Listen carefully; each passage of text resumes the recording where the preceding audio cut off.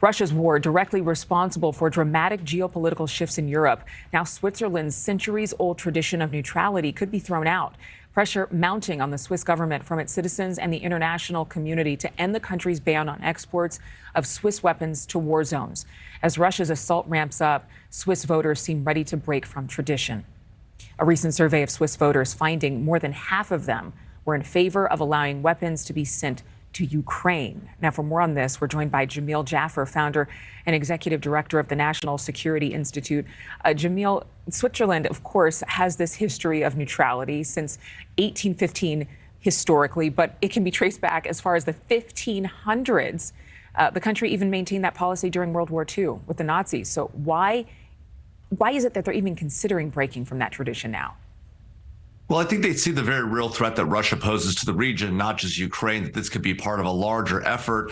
And they're also under pressure because what's happened is that they have provided a lot of ammunition for a lot of weapons that the Allies have. For example, Germany has some anti-aircraft weapons as well as some cannons for whom the Swiss make the only ammunition. And as a result, Germany can't transfer their own weapons to Ukraine because the Swiss law prohibits their weaponry, their ammunition from being re-exported to Ukraine, which is involved in an international armed conflict with Russia.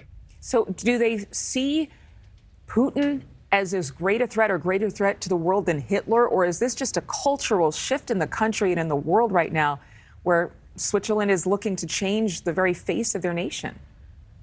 Well, I think that's part of the question here is obviously I don't think they see, Putin may represent a significant threat and a threat to the stability of Europe. It's hard to imagine a threat as catastrophic as Hitler was and his history remains today.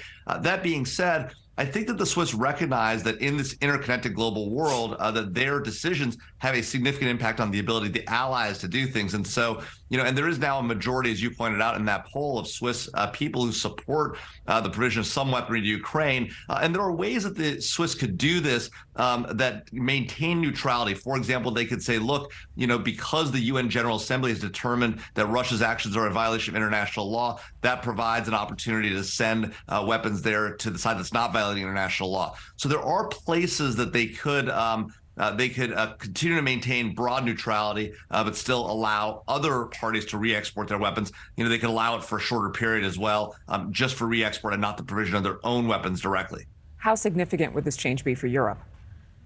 Well, obviously, a major shift for the Swiss in particular, but for Europe, it would be very helpful to the Germans and others who use Swiss ammunition and Swiss-made weaponry, who want to provide it to the Ukrainians. And obviously, for the Ukrainians, any amount of significant weaponry they can get for this fight, given the heroism demonstrated, will help them push back on the Russians. The most important being obviously the most recent announcements by the British, the Germans, and the United States of providing main battle tanks here in the near future to the Ukrainians. All right, we'll see what happens. Jamil Jaffer, thank you for being with us. Thank you for watching. Go to newsnationnow.com to find NewsNation on your television provider. And don't forget to click the red subscribe button below to get more of NewsNation's fact-driven, unbiased coverage.